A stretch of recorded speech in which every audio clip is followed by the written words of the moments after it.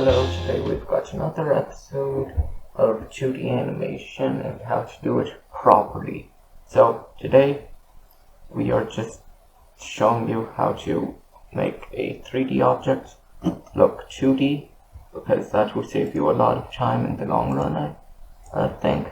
So let's go ahead and go to shading mode. Let's add in a shader to a RGB, a color ramp,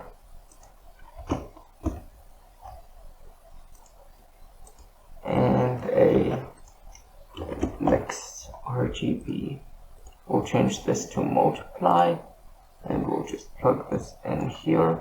We're going to change to rendered mode, and we're going to change the base color just to prove that it works with any color. We're going to change this to constant, flip color ramp, and we're going to go more like this, and we're going to make this more gray.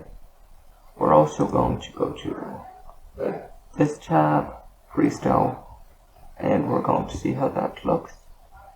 Let's just make sure the freestyle is enabled. Let's just bump this up so we can see it better.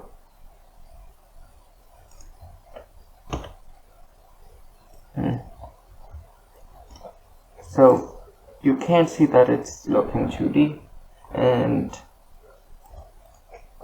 yeah, just do this and it will look 2D. That's pretty much all.